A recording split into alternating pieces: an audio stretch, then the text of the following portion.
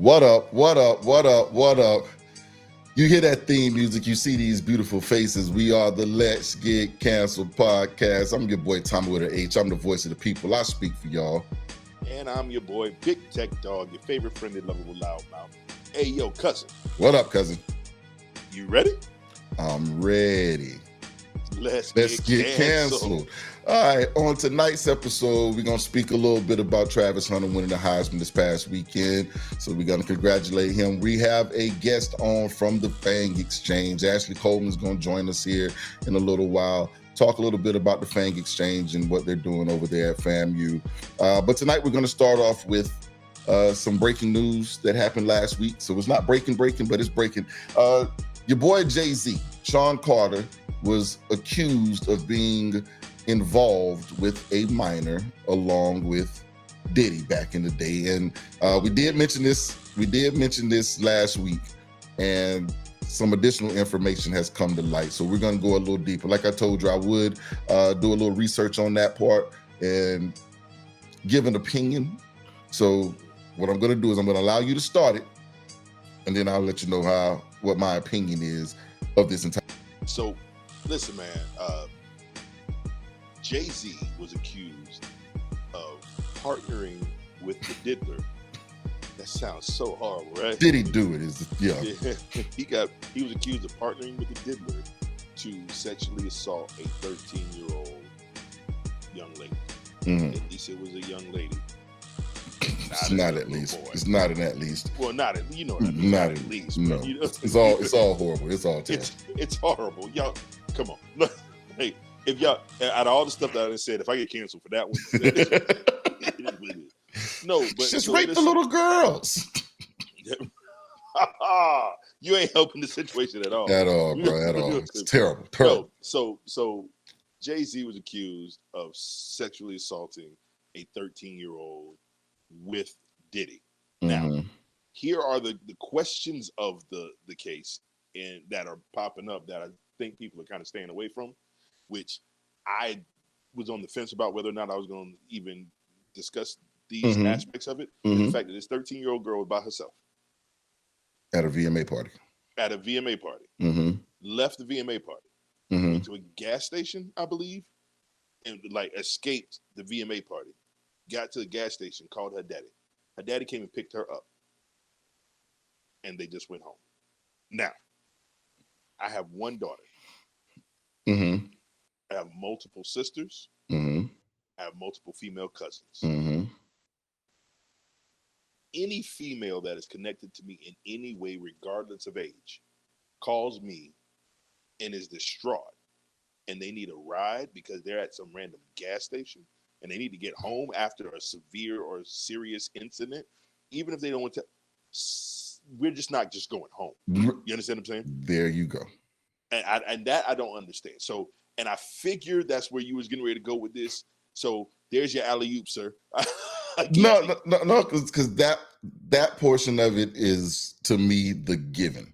Like, there is no way that an adult is going to pick a 13-year-old child up from a party that they escaped, and there aren't any questions. Now, what has come out over time is the inconsistencies in the story, and that's where we're coming in, and that's another problem. Like, it was something that was hard to believe to begin with, but then it's something now that with the inconsistencies in the stories, it really does bring up additional questions.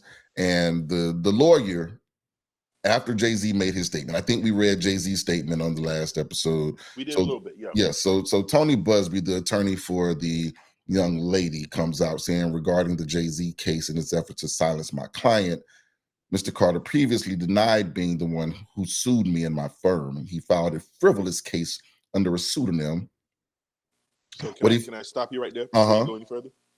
Did you notice that he said, in reference to Mr. Carter trying to silence my client, and then immediately went into a personal beef with Jay-Z? And that's where we go with this. Since Jay-Z has come after this guy before, he feels like anything that he says against Jay can now move forward and there'll be a question of Jay's legal standing because you got a personal beef with me. So I'm not coming after you for what they're saying you did. This is really a personal situation. I just want to defame your name. And Mr. Carter, anything that you say against me, you're not saying anything against the client. You're talking directly to me. And that's a bit of a problem. So since I sent the letter on her behalf, Mr. Carter has not only sued me, but he has tried to bully and harass me and the plaintiff. His conduct had the opposite impact. She is emboldened, and I'm very proud of her resolve. Now, initially, Jay-Z came out swinging, and he was like, "This the fight that you want. Let's get it. Let's do it." And this man now comes out and says, "Well, we want the same thing. We want it all." So the young lady went on I think she went on ABC and gave a statement and acknowledged that flag on the play. No idea. Completely missed this. What have you been doing? I completely missed this. We'll see if we can find some clips of that portion too. We'll see. I think that I've been quiet long enough. She says that she went to the MTV Video Music Awards in 2000. The woman says she spoke to Combs' limo driver, who offered her a ride to an after party. She says at the party, she spoke to musician Benji Madden and his brother. I'm talking to Benji Madden about his tattoo. It's the Last Supper. In a statement to NBC News, a representative for the Maddens confirmed that they did not attend the 2000 VMAs and that they were on tour in the Midwest at that time. At the after party, she says she had a drink that made her feel woozy. Then she says Combs and Carter both raped her.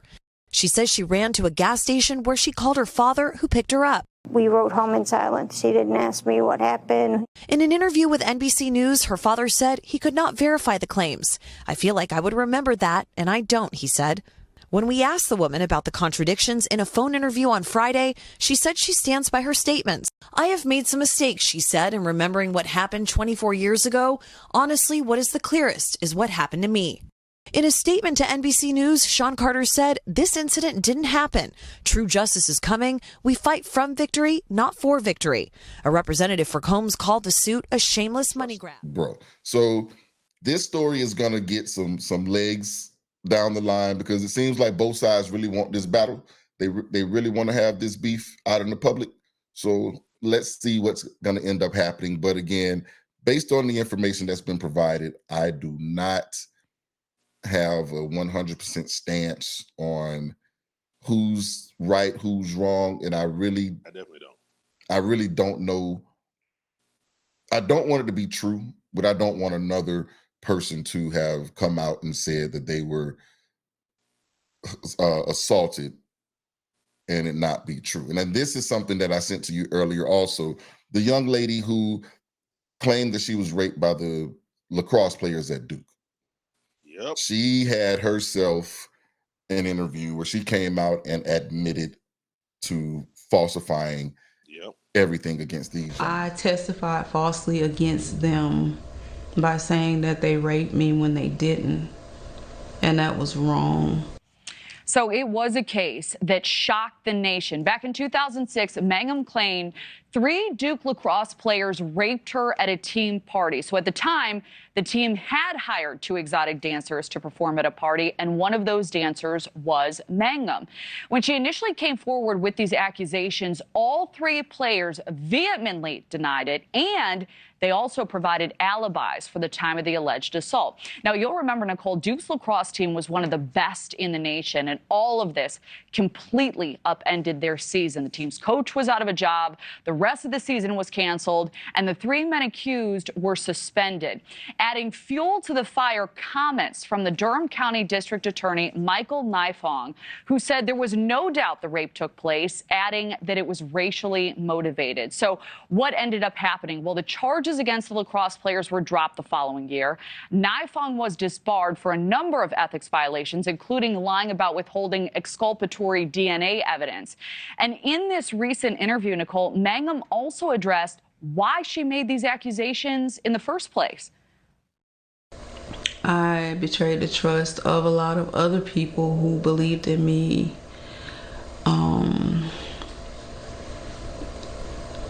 and made up a story that wasn't true because I wanted validation from people and not from God. So Mangum is currently serving a 14 to 18-year sentence for murdering her boyfriend. This was in 2011. She is asking for forgiveness now from the men she accused. Clean. Now, some people say, oh, well, things need to happen to her. Life's happened to her.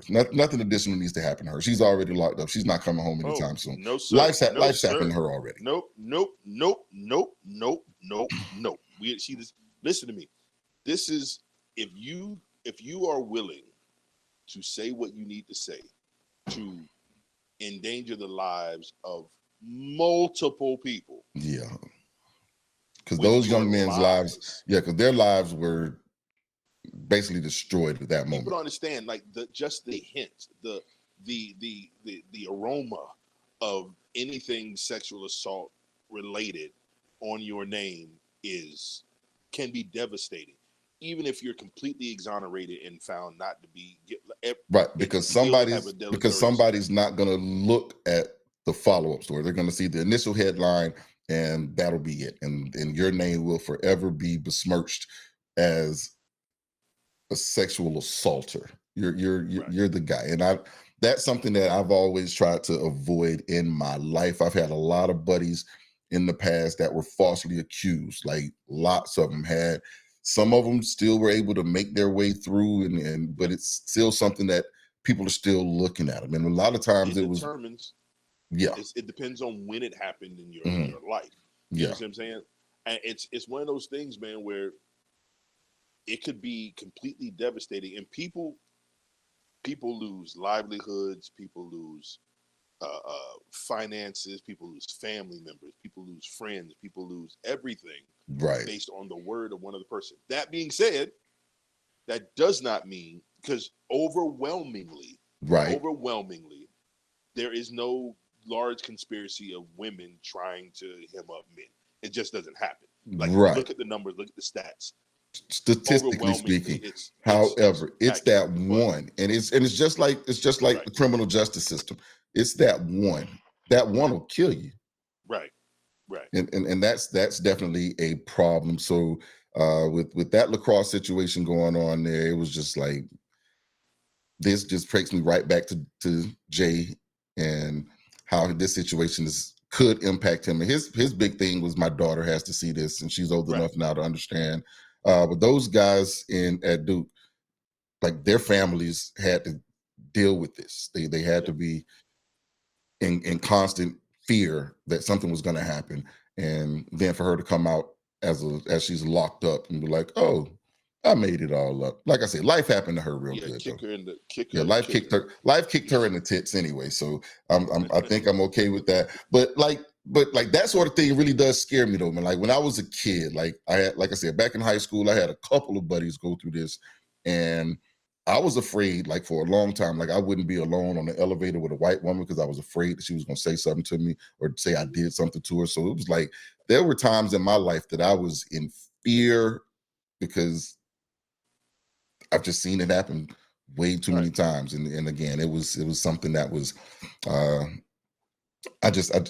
it just bothers me a little bit. That's it. I'll go with that. Well, before, we won't make any judgment calls on this one.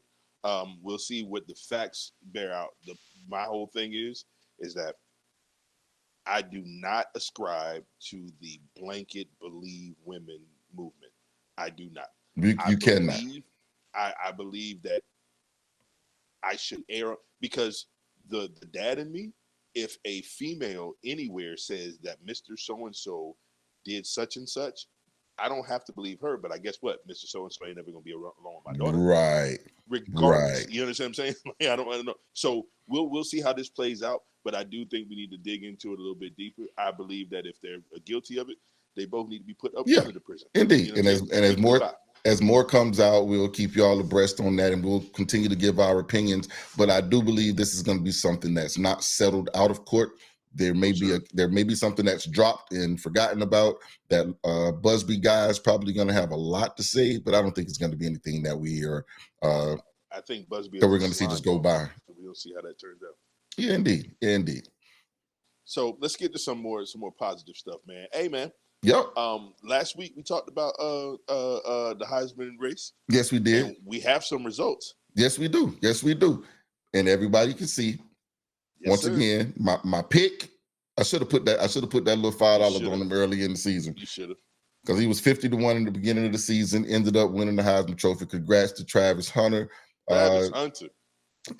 Coach Prime stole one from the Seminoles, took him down to Jackson, brought him up to Colorado. And this young man, when he initially got to Colorado, there's a tweet that he put out back in August of 2023 where he said Heisman loading. Yes, sir. It has come to fruition. And it's 2 claps for that young man, playing both sides of the ball, putting his body on the line, game in, game out.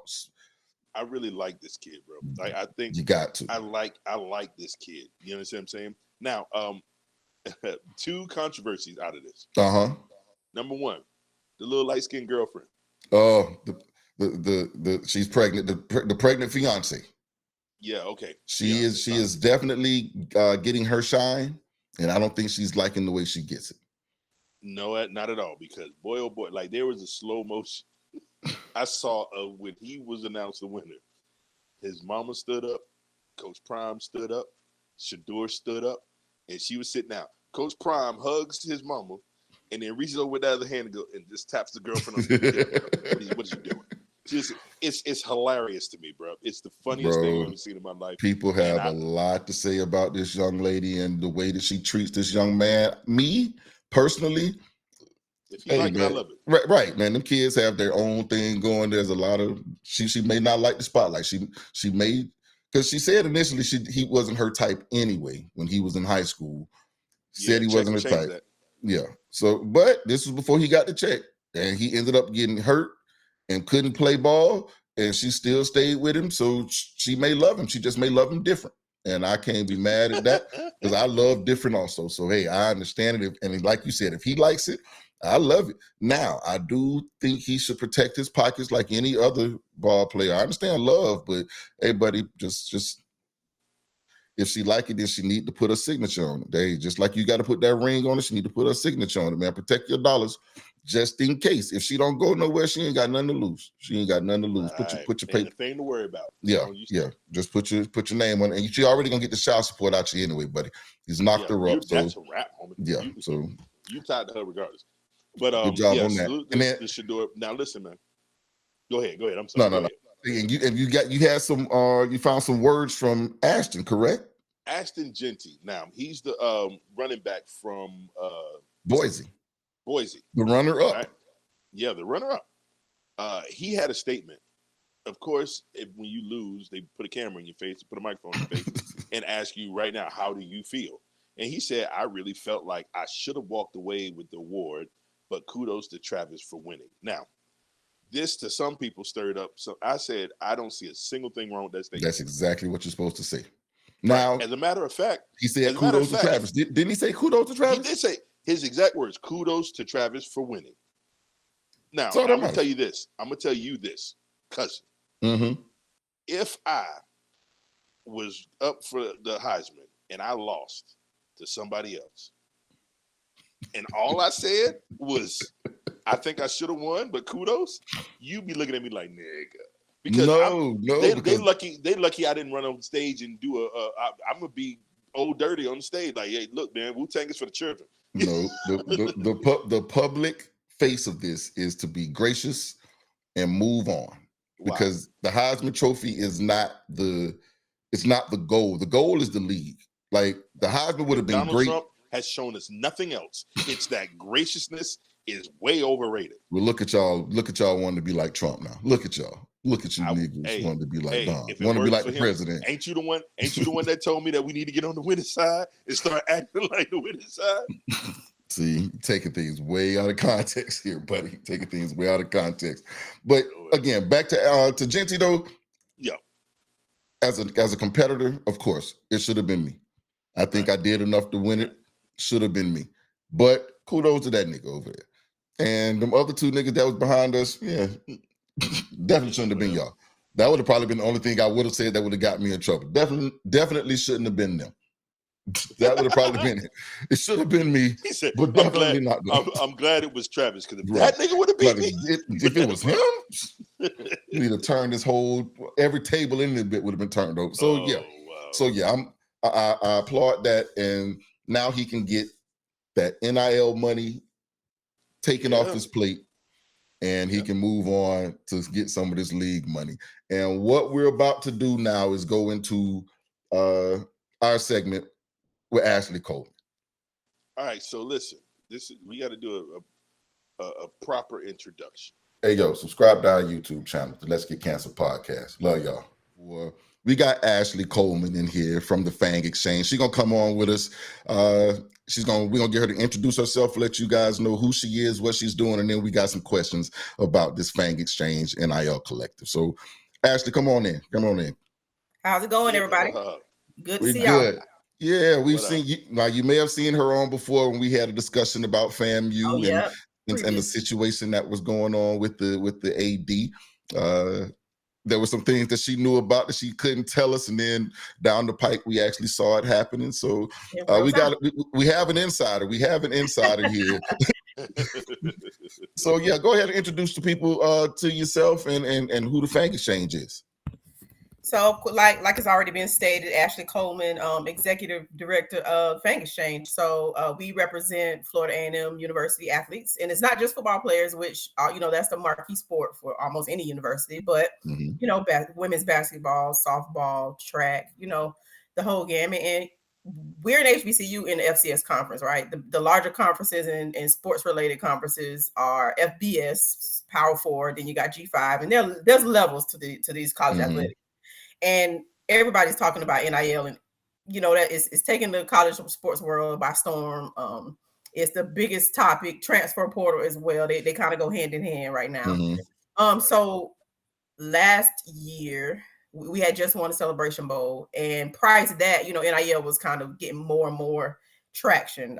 Prior to that, just on a FBS level. And I recognize that we just didn't have it. I'm an alum of Florida A&M. That's where my real allegiance is. So I recognize that we didn't have it, and I just kind of sat back and kind of learned as much as I could, because I'm a sports girl. Like, I grew up playing sports. Basketball is my sport of choice. So I'm not lost on the sports world and athletics and how an athlete thinks, lives, and kind of operates. And then I also have multiple business degrees, and it's kind of natural for me. So my worlds just kind of collide easily. Like, NIL is like a colliding of worlds for me. Yeah. So it's just like ultimately natural. Like, I know most people thought I'd probably end up being an agent growing up. And I just wasn't willing to go to law school at the time, really is what stopped me. True. Oddly enough, I'll probably be going to law school in a couple of shortly, because things are turning in a different direction, which I should have just did it when I was younger. Now I'm old and talking about going to law school.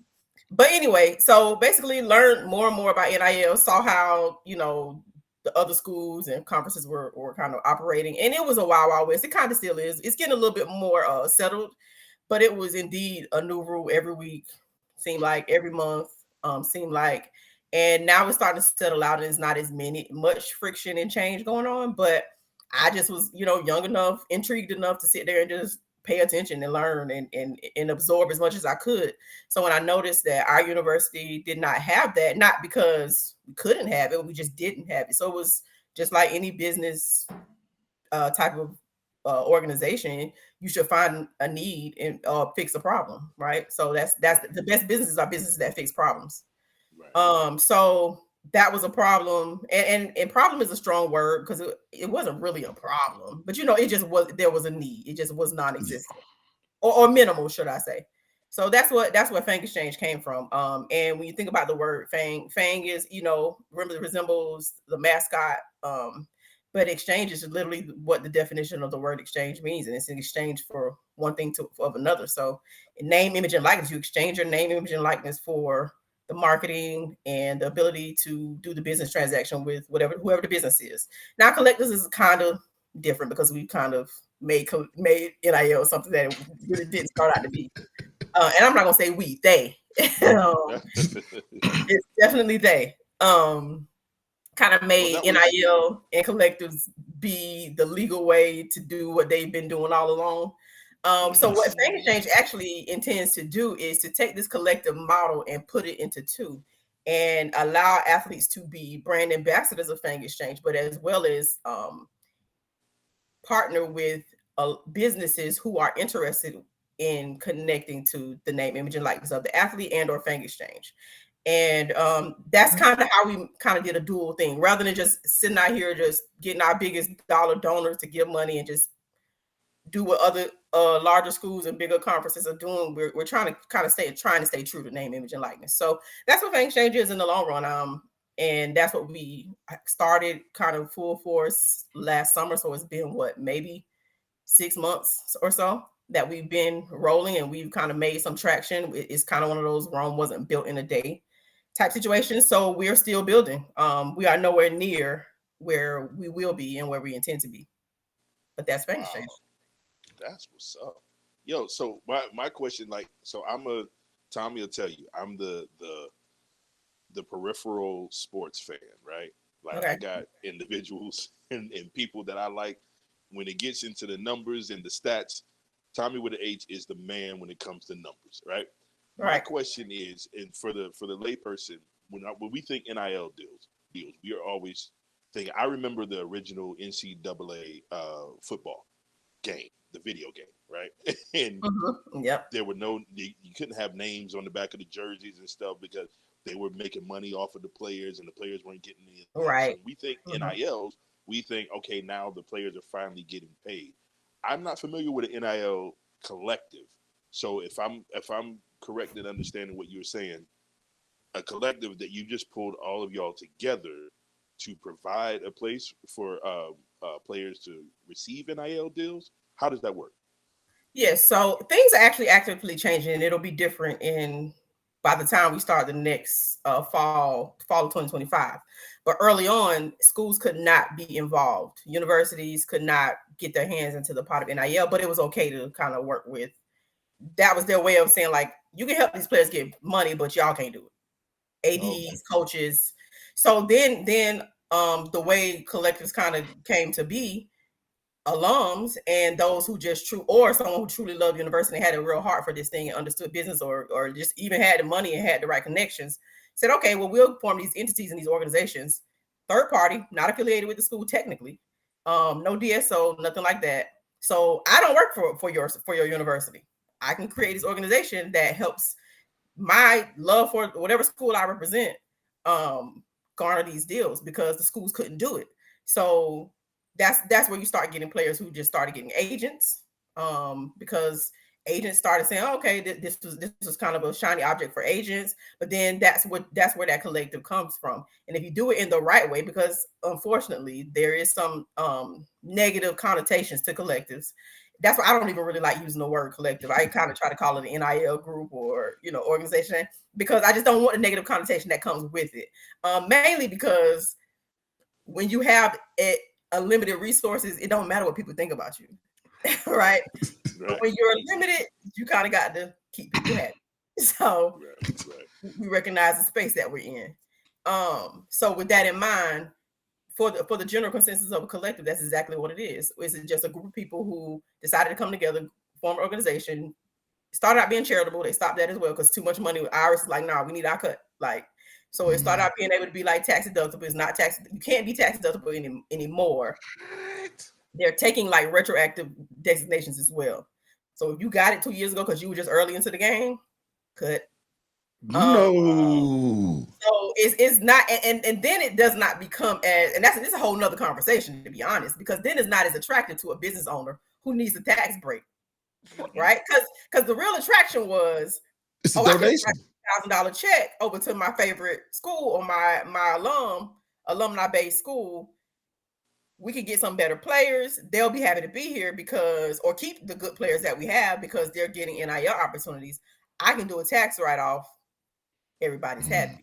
You take tax write-offs. Now I'm just, what am I doing? What's the benefit on the business side of things? Now, granted, you can get marketing dollars and it should, be an opportunity where you can kind of increase your fan base, your base of your business, and just use it as a marketing budget. But the real draw for those collectives is honestly the tax deductions that have been eliminated. So yeah, that's new to me, because I always saw, when I was seeing some of the other collectives back in the day, that it was an opportunity as a tax write-off. I'm able to donate to my school, and I'm also able to reap some sort of financial benefit for that's my exactly. business. Mm-hmm. So that's now no longer a thing. Nope. And I know, I mean, just like anything tax related, there are ways around Of course. codes and how you can do things, but as freely as it was being done up until probably earlier this year, no more. So that's why it kind of, you see how many dollars is flowing through NIL opportunities just across the board, like crazy. And that's what I was going to ask you about here now, is now that the actual school is getting involved, how involved are they in the distribution of NIL funds? Or is it still up to the collective? The schools are, to an extent, because they have a little bit of more of ability to kind of talk about it, get involved. Some schools, depending on the level you're on, everybody's different. Every school is different, because the rules are the rules, and nobody wants to get caught up in trouble and stuff like that. So I've seen, just from sitting back watching and learning and talking to other people, meeting with the executive directors of other collectives of larger schools. Sometimes you get some of your DSOs have gotten involved in some of those schools. And in my own experience, the schools have not been overly involved, and sometimes you just have to err on the side of caution. So that's the better thing to do. But again, like I said, probably by the time fall of 2025 rolls around, the schools can actually broker deals for athletes themselves. That comes along with the revenue sharing. FCS is a little different. That's the FBS, right? Type deal. FCS, I'm still learning about how the FCS level schools can opt in, and it's I haven't learned enough to kind of speak on it, but I know there are some things that FCS level schools will be able to do. But they're sharing revenue from like media dollars from their conferences that they then can share with their athletes. So it gets even more. But on the FCS level, which is where our school and a lot of the schools are, NIL will still be a major play, because the revenue sharing is not always realistic on the FCS level. You don't have ESPN, right? Multi-million-dollar contracts to the SEC. Like, that's a no-brainer. That's easy. It's money that should have been shared anyway, if we're being honest. So instead of it going to the pot of the school, now it's like, all right, now we divvy this thing up and give it to your athletes, and that's when they start doing roster cut. Now they're doing roster breakdowns where cut scholarships and kind of jeopardizing walk-ons, and they're just doing things to make changes. It's so much ever-changing going on right now, to be honest. But yeah, NIL is still a thing, and most of the larger schools will keep NIL, and it'd be like a incentive on top of the revenue sharing. So the players are still gonna get their cut. Right. It's just a matter of NIL just won't be the focal point for those types of schools anymore, because they'll get the revenue sharing and then they'll get NIL. Now, has the NIL eliminated the need for the bag man? I know you mentioned before that these puts things at board or above board. I'm not even going to say above. It puts them, it puts everything above board. But is there still a need for the bag man that goes to these individual kids and says, okay, NIL is going to give you X, but on top of that, we incentivize scoring, or we incentivize sacks? Because I do remember a time where I had buddies that played at certain schools, and there would be people that would walk around and give those $100 handshakes and that sort of thing. So is there still a need for the handshake? The handshake is illegal. It still is, honestly. It was illegal back in the day, and it's still against the rules. NIL is legal. So you're not supposed to be out here like, you get this for 5 sacks, you get this for 150 yards, or 2 touchdowns. That's still against the process. It doesn't happen. I'm sure it was happening before. It still happens. Even when you have a tool like NIL that's supposed to eliminate the need, like what you're asking. It should eliminate the need, but where there's a will, there's going to always be a way. So in our case, we don't delve in that. Like, that's not our space. That's not our lane. But I'm sure people are still doing it, but they shouldn't be, because it's illegal. And there should not be a need for it any longer, since the kid is able to. I mean, at the end of the day, You're getting paid. Let's just be honest. Everybody isn't marketable. Just because you're performing well in your respective sport still doesn't really honestly make you marketable. True. Marketable is a whole nother beast. True. Your name, your image, and your likeness. So now, if you're a high-level athlete who has a horrible personality, you are not most likely marketable. You just happen to have some people that's going to love you because you score touchdowns or you make it all. So if we're really talking real NIL, the way it really should work, the business function of it and what marketing really is you have to really be the brand of yourself, your social media, your image, the way you carry yourself. Now performance does play into that because the better you perform, the more people will naturally know who you are and like who you are. But again, there's some marketable people who never touch a sport.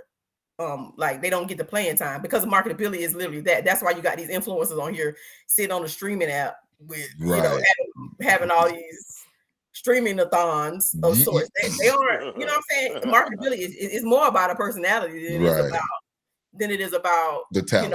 Other things. So that's why you have like a Shador who has both. That's why you have a Deion Sanders who has both. The dude would have been insanely out of control if it would have been going on legally when he was in the 80s prime. Can you imagine prime with NIL? And he could play the sport well. So he's a perfect marriage of what it really would look like. Shador kind of comes to mind when you think about that. For him, he's not his dad. He's not his. He doesn't. He's not. I mean, nobody's Deion. To be honest, nobody's Deion. Nobody's Deion. Yeah. I don't even know. Like even like a LeBron, he has a personality. He knows how to play the game. He's more business minded, but he can keep up. Right. Deion is just Deion. I don't think there's anybody that has the charisma. Yeah, like you're good at the sport, but you don't have. You're good at one thing, but you don't have the charisma. Right. Or maybe he got both. You don't have all the things. Right. You're polarizing and you're good at the game. Like there's a difference. When I can get to a point where you hate me and love me, like you hate me, and I'm still performing. Everybody, all eyes on me. This is the Floyd Mayweather brand. This is the Muhammad Ali brand. Like, had there been NIL in those days with Coach Prime, oh boy. Oh my goodness! And if we really being honest, he was low key there was NIL for him. If we really know what's happening, if you know what's happening, how he was able to like not technically be, being paid for by a baseball organization and having high-rise condos in Tallahassee that only had one street light at the time. Like, how you got a condo? Whatever he did, he played the game just like everybody else played the game. And salute to Coach Prime. That's what's up. He played the game better than everybody else. And so that's just what NIL is at this point. Like the schools and the powers that be that had the ability to make these, high level financial decisions can now legally do it. And it only makes sense to do it legally because you can. Like, why you want to break the rules when they've finally giving you a chance to do it the right way and bring it? And you can even even when NIL first come in, you weren't supposed to use it as a recruiting tool, and they've even kind of relaxed on that as well. So I'm like, it's not even about retention anymore. Like you can go get the guy or the girl you want. Right. So do you see agents who are kind of falling away, or there's the need for agents isn't as great now because we have collectives like the Fang Exchange, or are agents still playing a really huge role, or are y'all trying to replace agents? I don't know. Agents are playing a really large role because agents have now become the spokespersons for the athletes. So one thing for certain athletes across the board have chosen to be more involved in the finances, and I don't want to call them smarter, but technically more business savvy. Yeah. So agents are kind of getting less and less important just in sports because players are starting to realize like, hey, I don't really need an agent to negotiate. I can hire my mom. I can hire, or I can get table and have a lawyer down the street, double check me. I can have a business manager even kind of check behind my choices. So I mean, agents will never be obsolete, but they aren't as important as they used to be in the 90s and the early 2000s and even the 80s and so on and so forth. But as far as it pertains to like NIL, athletes are definitely getting representation because that's just another person that's going out and chasing deals for you on your behalf. Some players have the notoriety and the marketability to have deals come to them, and then some need people to go and sell them. So that's what an agent would do. Just like an agent would go for a professional athlete and and get a deal done for a professional athlete, and they'll keep their percentage and you get yours. It's the same thing. It's just on the college athletics level, and it's okay to be done. So why not? Because agents, I do think the agents are starting to realize that it's not as lucrative as they thought it would be in the long run, because there's so many nuances and moving pieces, and these college athletes aren't always professional.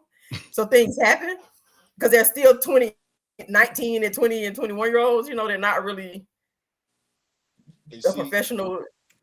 Yeah. That is my other question to that, because like what is your take? I mean, I fully agree that everybody, if you're going to use my name or the way I look or the things that I do to make money, I should get a cut of that money. You understand what I'm saying? Uh-huh. But what is your take on the size and the amount of some of these NIL deals? And keeping in mind that these are 18, 19-year-old kids, grown men in the eyes of the law, especially if they do something wrong. You know what I'm saying? They're still very young, usually coming from backgrounds that don't afford them that amount of money. What is your take on that, on what they do, or how good or bad it is for the players? So my mind goes directly to finance and financial literacy, which when I came out of business school, that's kind of the first I interned and worked in finance for like the first 7 years of my career. So again, my worlds collide when it comes to NIL, because I think it's very important I don't care if you only have $20, manage your $20 well, or your $20,000 well, right? Because you manage it $20, the more you get, the better you'll be about it, and you'll be consistent. And if you don't manage it well, you probably won't manage that big, large check that you may get. So I'm a huge proponent for financial literacy, mainly because I've seen our group of people, demographic of people, not be well at it, understand it, all ages and all backgrounds, business owners, all the way down. Like, we just don't get it. And it took me sitting in the banking space to be like, oh my goodness, like we really don't get it and we don't understand it as a whole. So that's been one of my plights for years now, is to be like, man, somebody's got to teach these guys. So when you start seeing these deals of all sizes come in, again, like, and the Fang exchanges levels, we can't really compare ourselves to a Colorado, to a Penn State, to Ohio State, Florida State, even when you talk about individual deals, right? But again, $20 or $50,000 needs to be managed well. You need to understand what that means. Like, one of the best things that these guys can do right now is have your phone with a certain amount of money. We're not saying enjoy yourself or whatever that means, but one of the best things they can do is just go ahead and invest some of those dollars into something that will return for you, because there's no guarantee that you'll make more money. There's no guarantee that you'll go pro. So kind of look out for your future while you enjoy your life at 18, 19. And a lot of the parents of these individuals aren't guided well either, unfortunately. So mom and dad, probably there's a good chance that they don't have much. They're looking at the dollar signs. Agents are looking at dollar signs. That's why you see so many kids. That's why you see 7,000 kids in the portal right now, because they're not being advised well. And sometimes it's best to stay where you are, get what you can, perform well in your sport, either get a degree or just prove to the pro people that you're worthy of it, of going from where you are. So that's why you get. So it's the advisement part of it. These deals, one thing that is highly important is to just learn some investment. These collectives should be making it important. In Florida, it is a thing. Athletic departments do have to give some level of financial literacy, some entrepreneurship courses of sorts, or seminars type situations. They do have to do that. So it is important.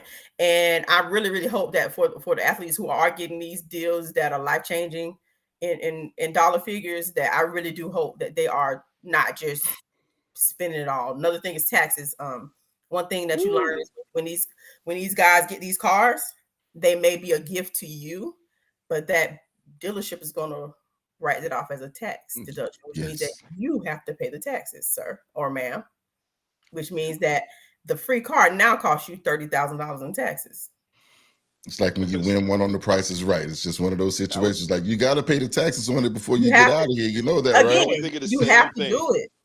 That you episode of Oprah, when she gave away all those cars, you get a car. Yeah. Everybody laugh about that.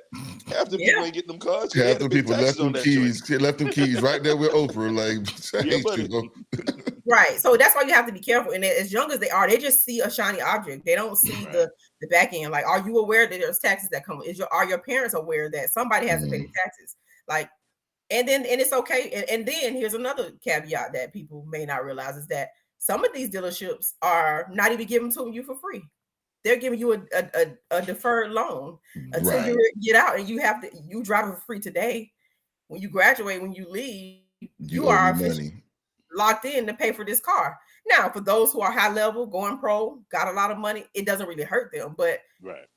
in the long run, is it really worth it? So that's why NIL, it's a lot of good with NIL, but it's a lot of things that you need some real advisement and some counsel, and somebody who actually just cares enough to be like, hey, you can do it, but I don't advise it, and this is why. So it's just to be educated. So it's financial literacy is big because it's taxes, it's investing. If you get enough money to put it into an investment, it's money management, it's all the things that come along with anybody who would get a lump sum of money. So me being a FAMU fan and a fan of the Fang Exchange, when it comes to that portion of it with the Fang Exchange. So for the people who are watching who are thinking, I can give the Fang Exchange some money, when it goes to that student athlete, are they getting that financial literacy piece? Are they getting that direction, or are you guys just dropping them off a deal with somebody and leaving it up to them and their parent? Because like you said, a lot of parents don't have that background. Those kids just see shiny objects, and as the collective, and I know a lot of collectives would just give a kid a bag and send them on his way, like they used to do with dropping off the bag to the recruit in the Burger King bag. It's just, here's the money, you're on your own, and now you deal with life yourself. Like what Shapiro was doing down in Miami, there was a lot of things that went wrong with a lot of those guys because they just did not understand how to deal with money and living that life, and now the money's completely gone. So with the Fang Exchange, is there some sort of organization in that gives them some direction, or how does that work for the FAMU guys and girls?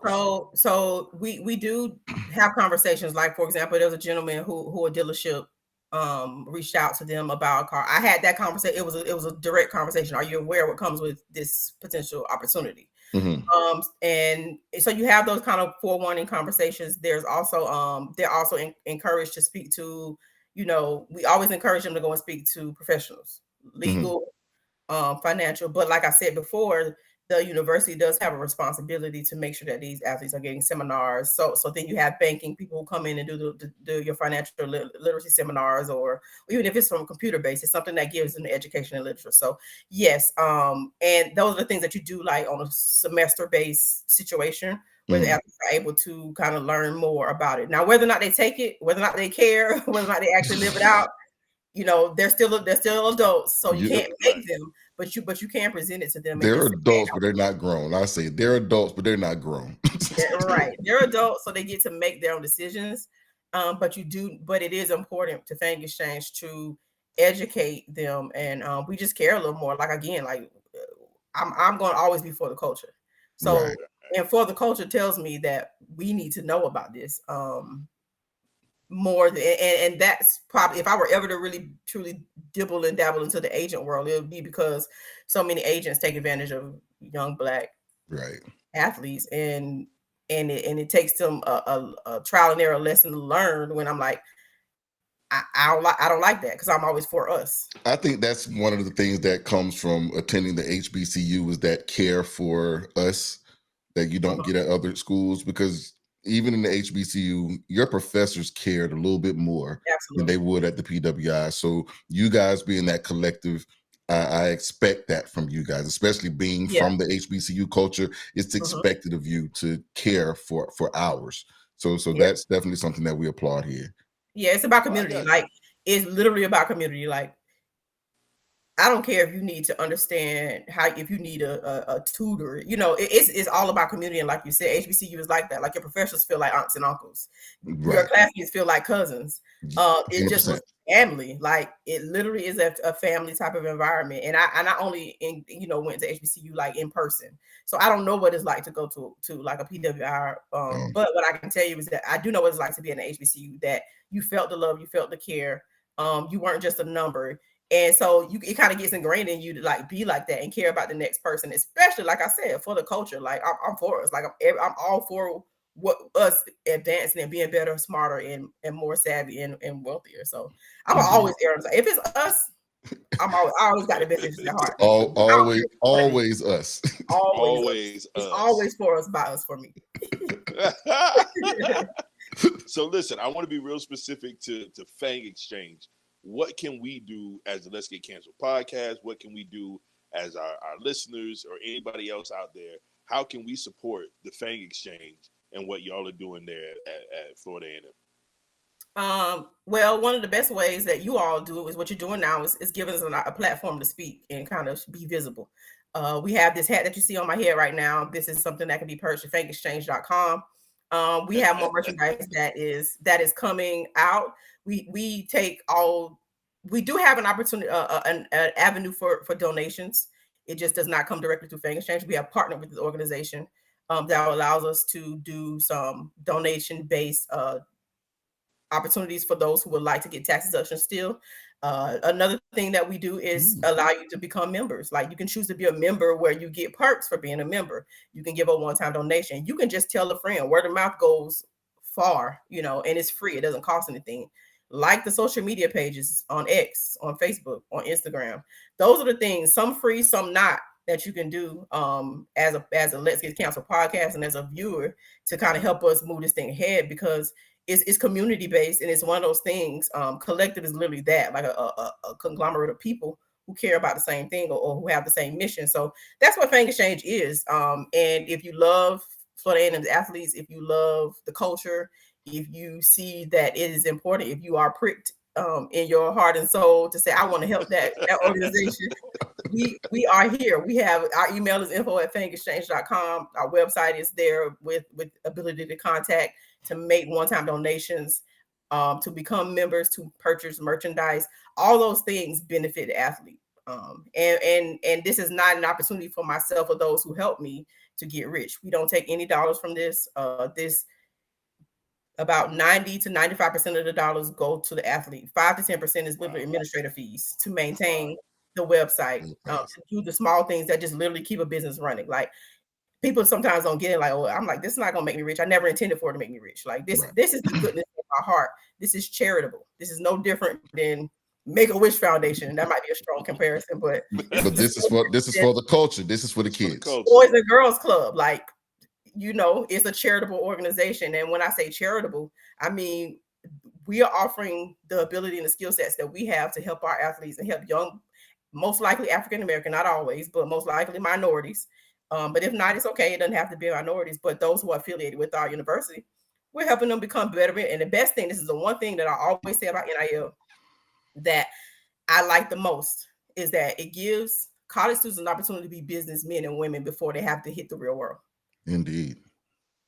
So, dealing with real dollars. They get to deal with real dollars. You're dealing with image consulting. You're dealing with timeliness. And yes, as an athlete, you have to do all those things. You got to be on time. You got to get to practice. You got to do your grades. You got to have time management. So those are business-like functions anyway. But NIL is the perfect opportunity to be in a safety net of the college world, but still be a businessman or woman. And then when it's time to really hit the ground running, you already got experience in that space. That's how you kind of start changing generations and making us different, because you'll live different. Maybe your parents will learn from you being a person that can capitalize on NIL. Because again, a lot of these parents are not privy to the education that people in our generations have been privy to. They did the best they could, and it's just what it was. So NIL to me has a lot of narratives being spin off, good, bad, in between. Yeah. But to me, if you do it right, if you do it the right way, and if you make it about business and make it about marketability, then to me, we can't lose, and we scale it. Like, we're not Ohio State. Again, we're not signing on $1 million deals. We won't turn it down, but we just haven't. And there's the chances of that happening, we don't know. But at the end of the day, anything can be done on a scale. You scale it up or you scale it down. And I've seen you guys make a deal. Now I still want to find out how the Social House deal came about. So the folks, where are we? There we are. We came on a couple weeks ago, or whenever our last live was. We came on and we told you guys Social House was there. Like, there was a text message that came from Cuz, was like, hey, I got something for you. I got something. We can't announce it yet, but just know. And she let me know it was coming. And I definitely appreciated the look, and I was waiting for the bottle. Now this one, we drank one. We just here for a little sip because we have our alcohol problems. But how did no alcohol problems around here? just a little bit, just a little bit. Let's be clear. We do not have a problem. So he left me some. He got one. I'm a frequent drinker. I said that I'm a frequent drinker. But how did the Social House collab come about with the Fang Exchange? Because that was a great look. And I think when did it drop, around homecoming week? Like literally homecoming week. And we kept telling them, like, we had gotten a deal done like literally maybe even almost 2.5 months prior to homecoming. We kept saying homecoming and classic. Right.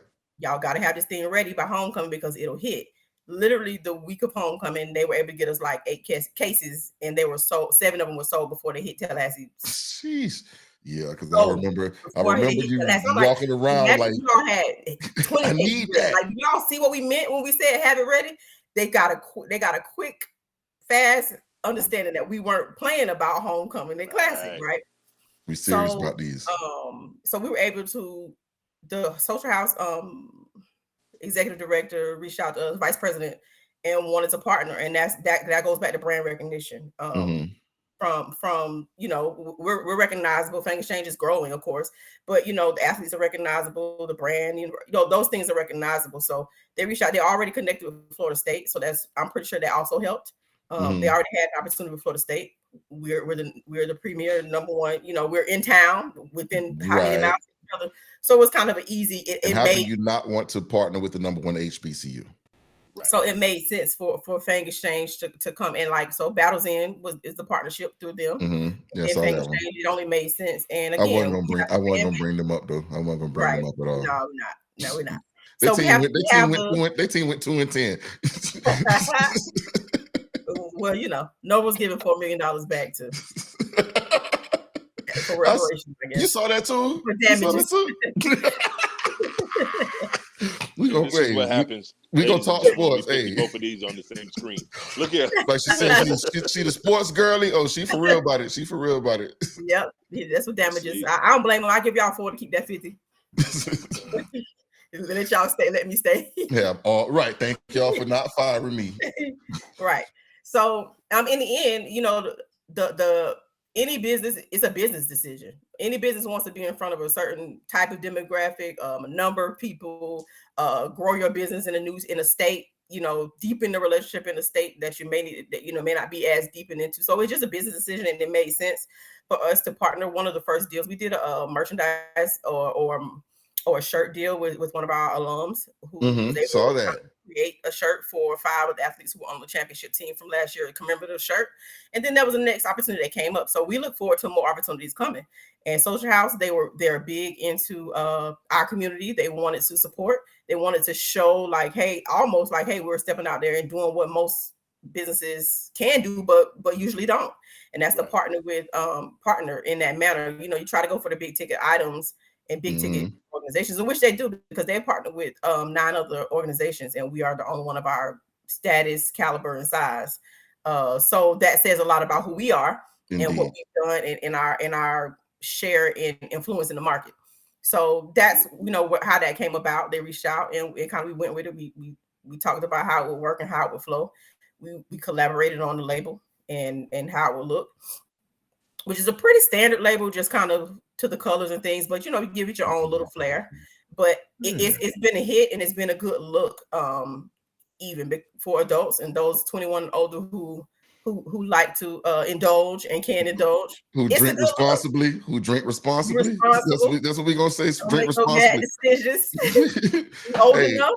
I drink when I'm at home. All right. So all of these shows that I do, I'm at home when I do it. So I'm not driving nowhere. Responsibly is the key. Right. Is the key. And I think you guys were with Fix My Soul. They were the first NIL. Yes, correct? Fix My Soul. He actually, that gentleman is actually someone who has partnered with organizations, with his ability to his art ability. He's partnered with Cartoon Network. He's partnered with Orlando Magic. He's partnered with Xfinity to do some of those HBCU tour merchandising there. So he's done a lot around, and a lot of these things happen behind the scenes, so you just don't know who's the artist behind it. But he's done quite a few big deal opportunities with different organizations. So yeah, Fix My Soul it was one of the first ones that we kind of partnered with. Then Social House, and then we're going into 2025 looking for more opportunities to support our student athletes, because that's what's really about for us. So Indeed, that indeed. deal was a big deal for us. And you guys have a podcast.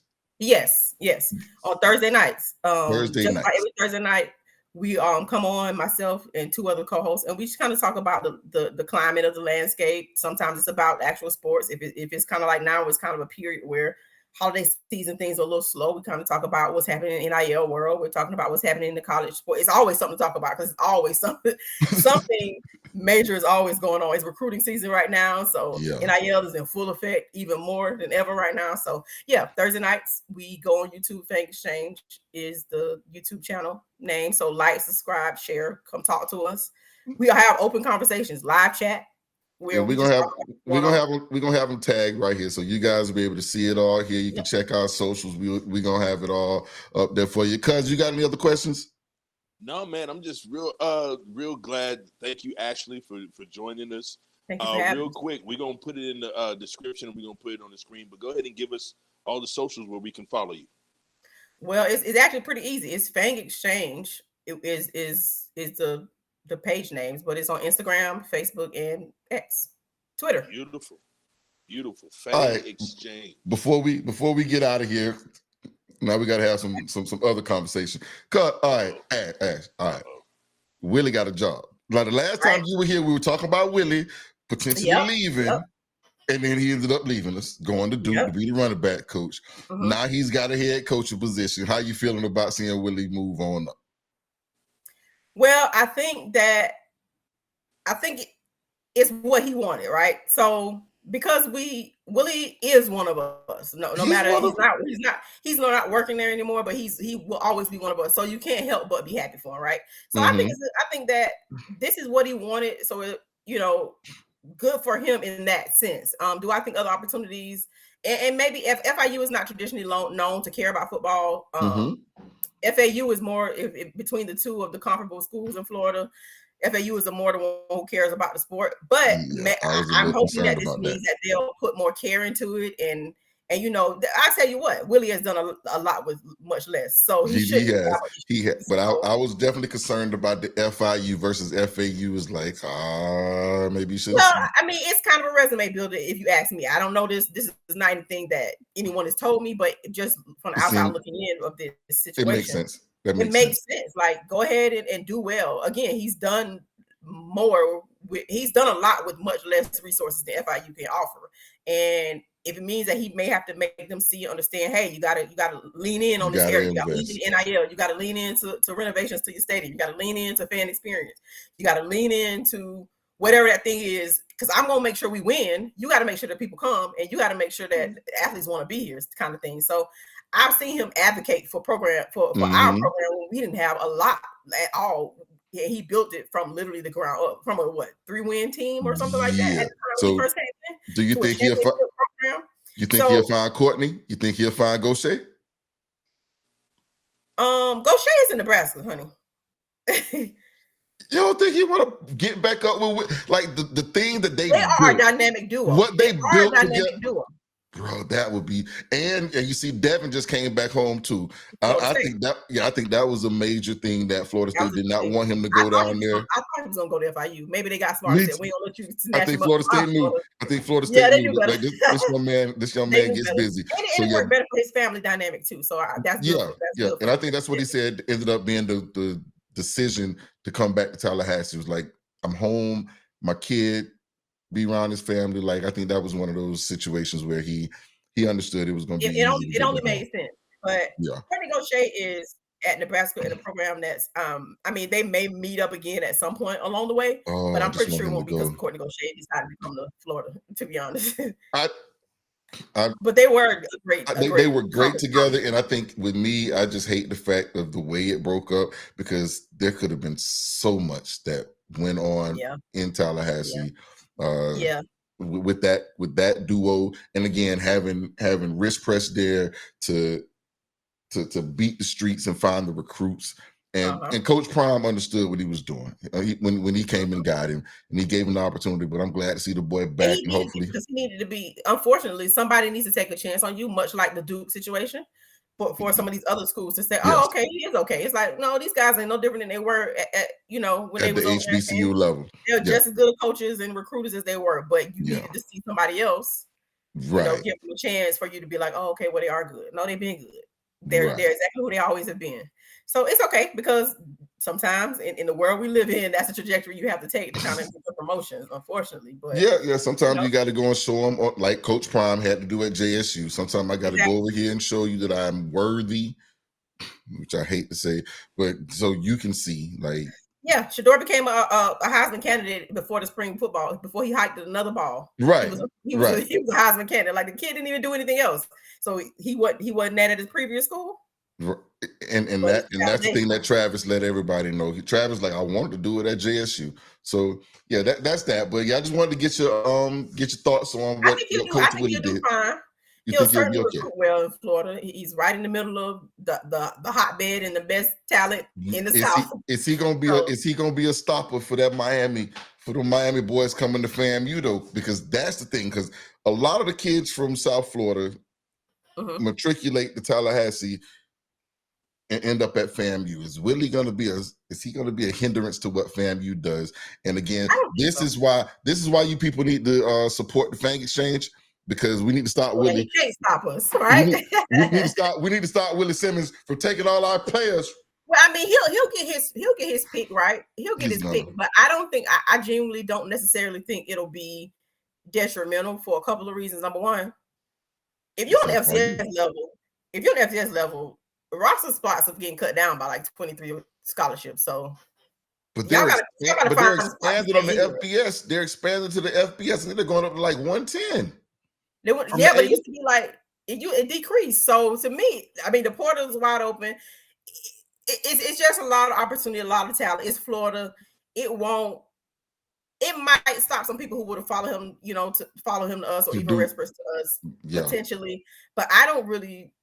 I could be wrong, and maybe we'll see in the next season. But I don't really see it as a major hindrance. Although I do think that it will deter. Like, some kids will go there from a transfer portal standpoint that might have come towards us. Had he still been at Duke, or had he still been with us.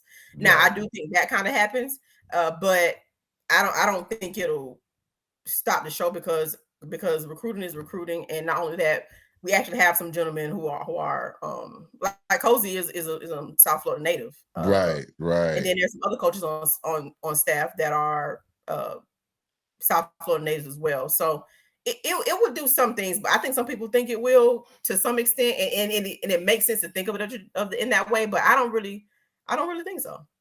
It's all right. We're gonna get these NIL dollars up with the NIL dollars will be here anyway. So we're about to buy these kids.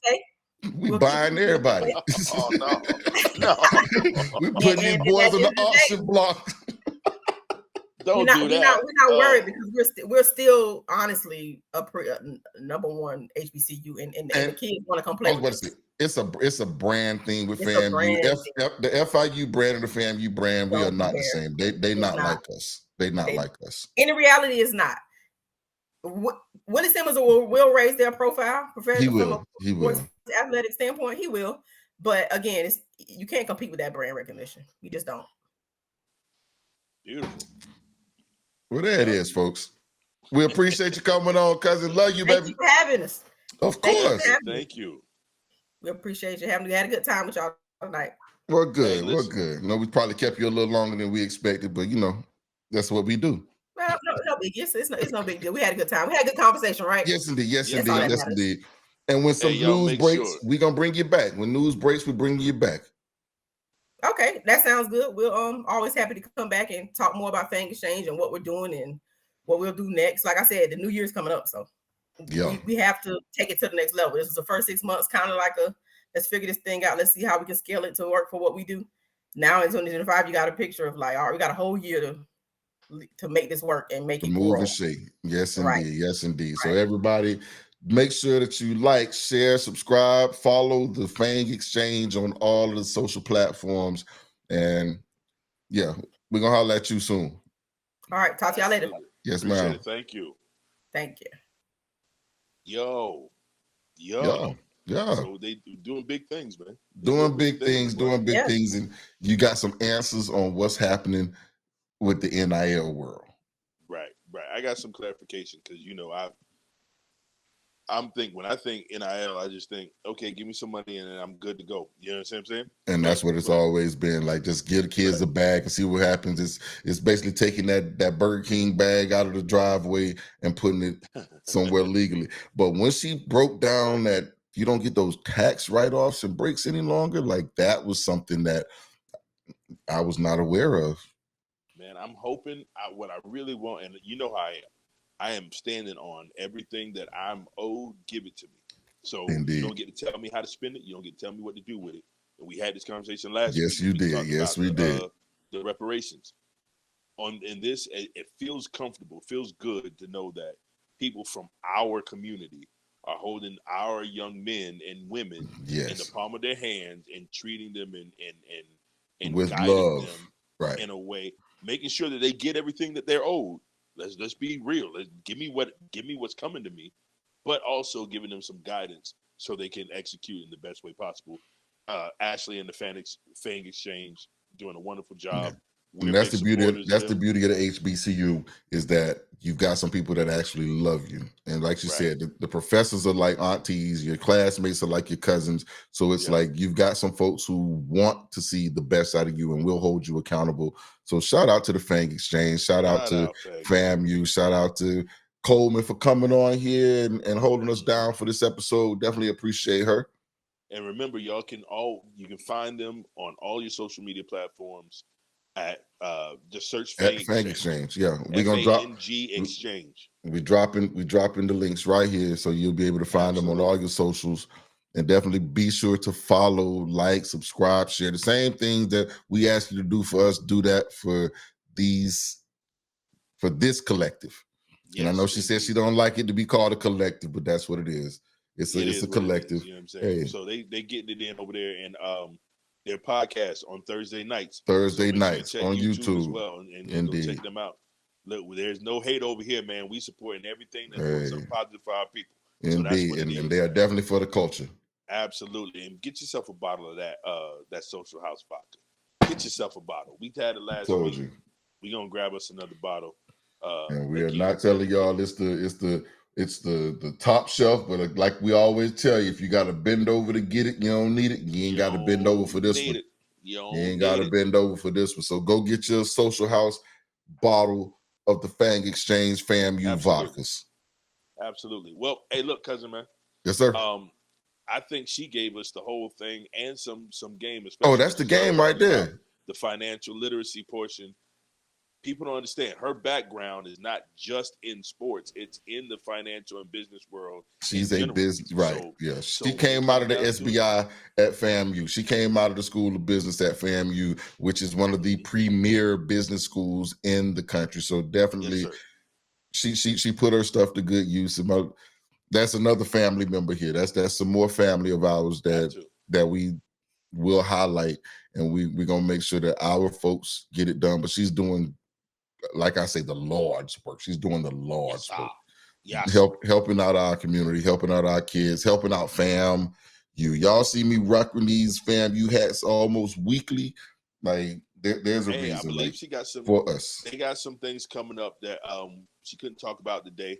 I'm not talking about it. Yeah. They got some things coming up. What we're gonna do is we're gonna let them announce it, and then we'll clip some of that stuff and we'll put it in our next week episode. You definitely want to make sure that you're keeping an eye on their socials. Also merch and the Social House Vodka, everything there, man. Anything, it's a good cause. You're supporting kids who are trying to do something positive. Remember, I always look at it like this. You can support them doing this, or you can see them when they break into your house. Right. So whichever you wanted to be, right. you make your choice today. Indeed. Like these kids can either get a check from an NIL collective, or they can do like some of my friends did and sell drugs to support their football habits. Like, because I got to call my mama at some point to ask for $20, or I can just sell dope. Yeah. Yeah. I'd much rather. Right. I'd much rather these kids get some money from an NIL collective, Yes, sir. get a deal with Krispy Kreme, get a deal with the car dealership, something else that's going to prevent them from having to do something illegal that's going to jeopardize their future.